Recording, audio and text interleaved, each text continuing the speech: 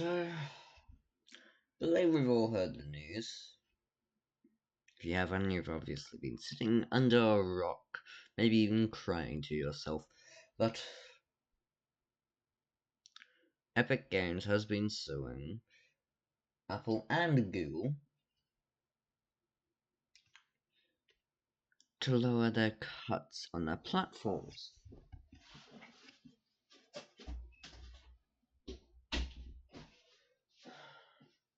And so I decided to look into this further. As you can see here, we have the Coalition for App Fairness website on.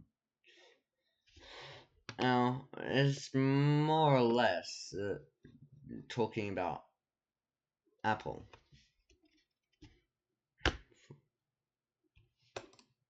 If we go here, Apple.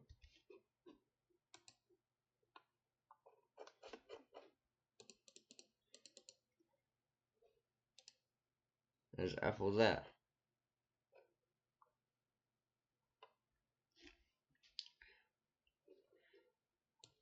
What about Google? Nothing about Google. In fact, if you look at issues, do the same thing. Control F, Apple. There's Apple there, Apple there, Apple there. And Apple there. And Apple there. There seems to be Apple all throughout this. If we do the same for Google,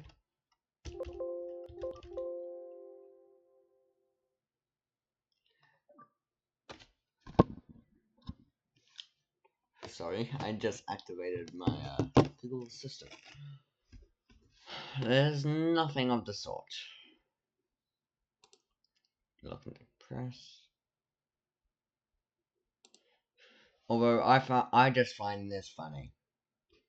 Like, almost like a jab at Apple. Look. General membership is... What happened? General membership is $69, nice, dollars per year. Or 30% less than the cost to be part of the Apple Developer Program. Like, if that isn't just a blatant jab at Apple, I don't know what is.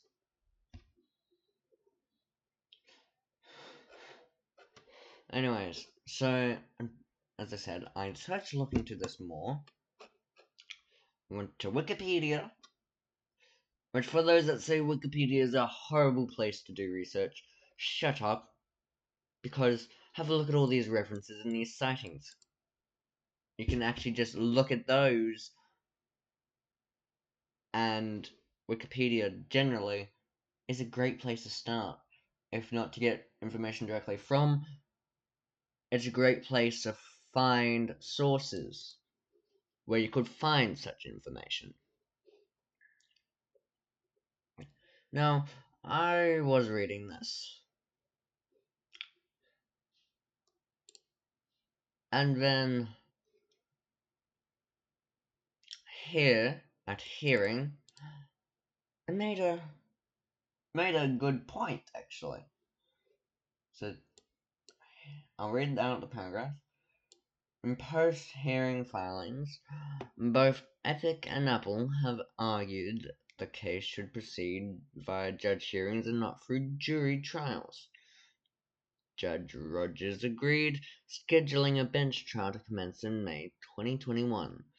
Subsequent to this scheduling, Jude Rogers denied to grant Epic Games a temporary injunction to require Apple to allow Fortnite in its current state with Epic's storefront, but made permanent the injunction, preventing Apple from terminating Epic's developer account such that it can continue to maintain the Unreal Engine for iOS and macOS systems. In a decision, Rogers stated that a key aspect of her review of the case will be Apple's contention that the App Store is unique, and that the arguments as to why Apple's antitrust behavior is limited to the App Store, not to other closed systems such as Xbox Live, the PlayStation Store, or the Nintendo eShop.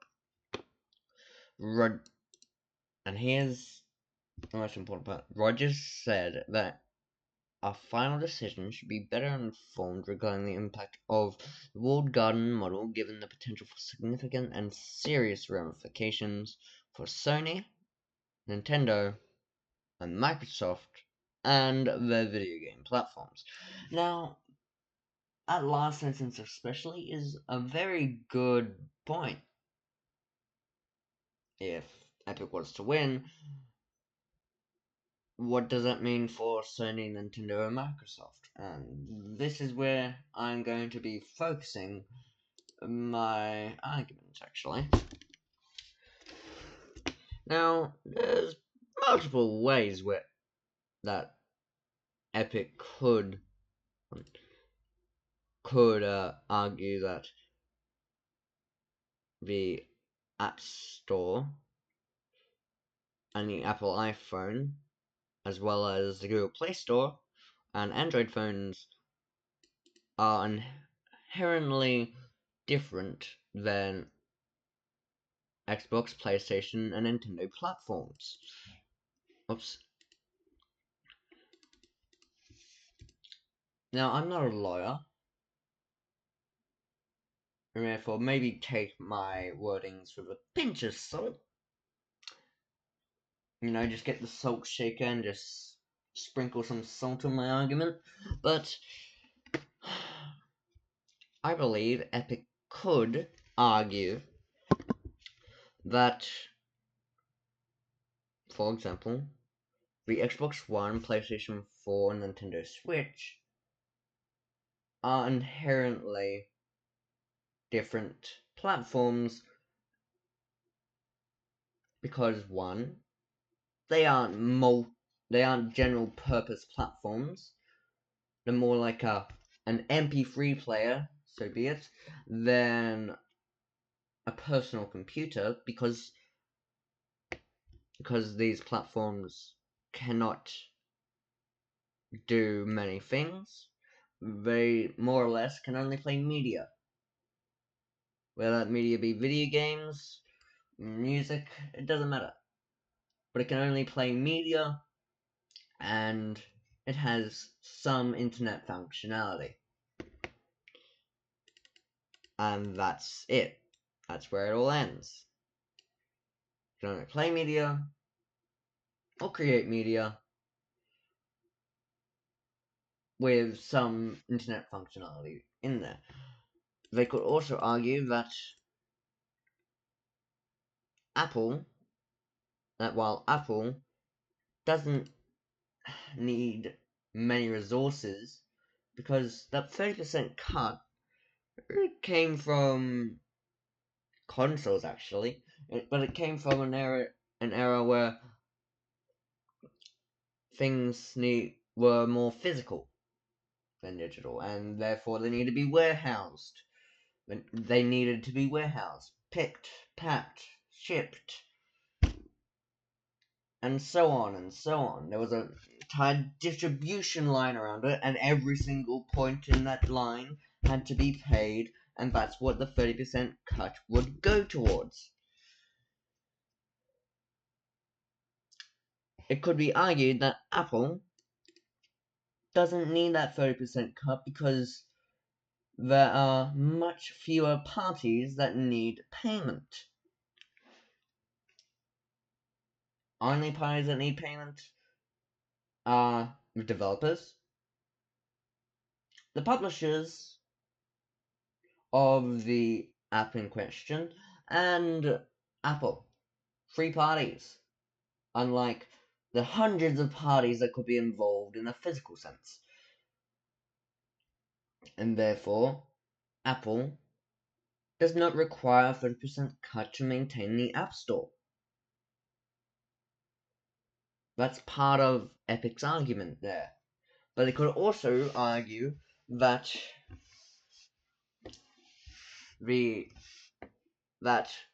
Xbox, PlayStation, and Nintendo are different because, well, one, again, they aren't general purpose. Two, they need a lot more resources to actually maintain and develop the platform. Because if you think about it, with that second argument that I just brought up, Microsoft, Sony, and Nintendo need a lot more resources to develop, produce, and maintain an Xbox, or Switch, or PlayStation than Apple does an App Store or an iPhone. For one, an Xbox One is a physical object. Plenty of games also still sorry, plenty of games are still bought physically.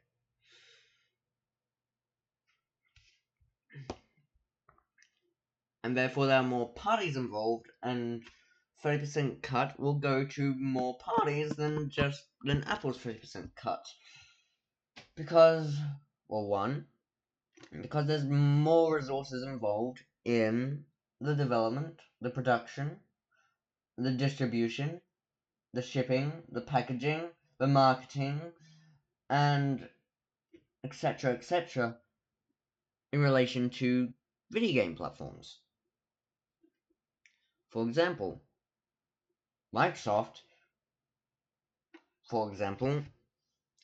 needs to, one, market their machine, which is often quite expensive. They also need to develop their machine, which is, again, quite expensive. They need to pay hardware vendors for every single piece of hardware in the machine. For example, Microsoft would need to pay AMD for the GPU and CPU, and I don't know what brand of fan they've gone with, but let's just say it's Be Quiet, because it's the first thing that came to my mind. Microsoft would need to pay Be Quiet for the fan.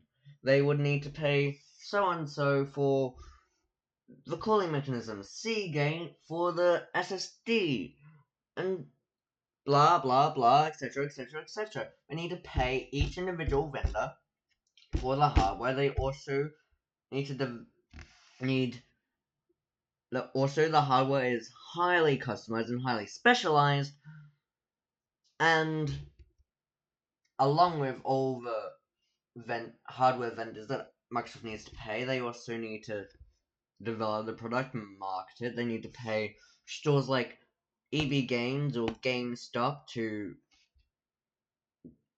well, market the console themselves, and also, well, have stock and all that. They need to pay them to distribute it to the people. They also need to pay the shipping companies to ship the consoles to the stores. The stores need to warehouse the consoles along with any of the games as well. They also need to do all the stuff with the games. They also need to well, as I said, pay the stores that will have stock. Unlike Apple, where all their stores are owned by them, Microsoft does not have that luxury. Therefore, they need to pay the store fronts for the, well, privilege of being on their shelves. They also do need to pay the developers. They need to pay the publishers. They need to send out development kits. They need to, well, they need to essentially pay the developers as well. But they need to pay a lot more parties than Apple. All Apple has to pay, all Apple is accountable to, is themselves and the publishers, really. And the publishers are accountable to the developers.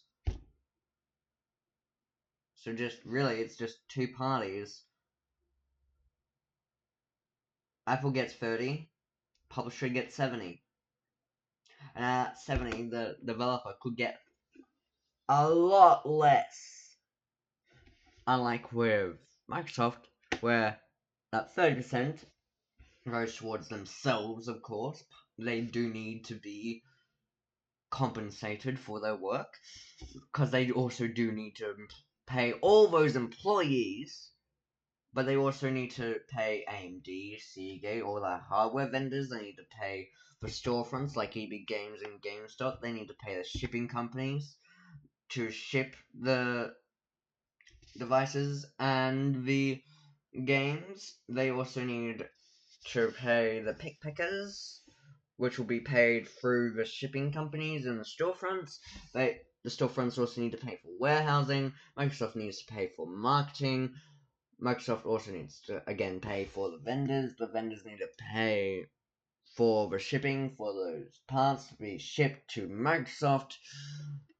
There's just a lot more resources involved in producing, developing, and maintaining a video game platform as compared to an iPhone or Samsung Galaxy S10. Because there's a lot more parties involved. And each party needs to have a fair cut. They need to have their fair share so they can pay the employees and the companies that they rely on.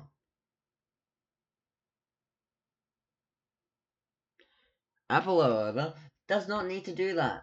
Apple, at most, needs to, pay the few vendors, like Samsung, that produce some of their components, but they mostly produce their components in-house. Apple's more or less vertically integrated. Most of the stuff they do is in-house. The only thing that isn't is, for example, the screen, which is always made by Samsung or LG. And therefore, unlike Microsoft, Nintendo, or Sony, Apple has far less people who need a fair cut, and therefore the overall cut should be smaller because, Apple gets the majority. It won't change the vendor's cut. They have a bulk price. They are the same cut whether it goes down or up. Apple, however, gets the excess. They get the everything else. Steam is another example. Steam,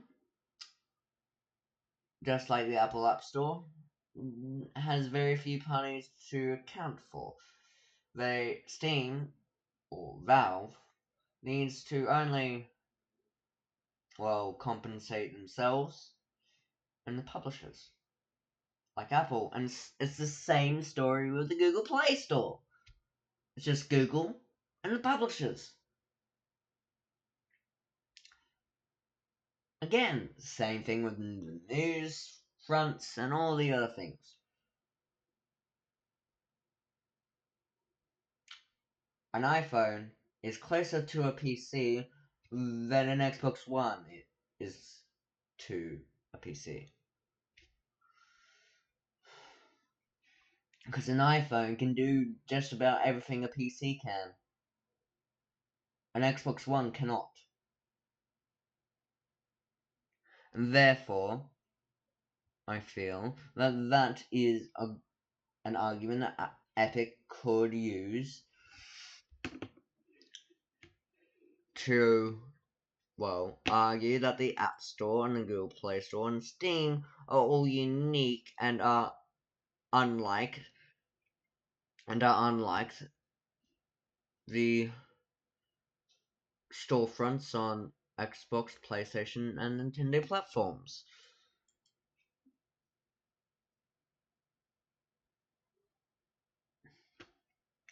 So that's the end of the video. I hope you enjoyed it.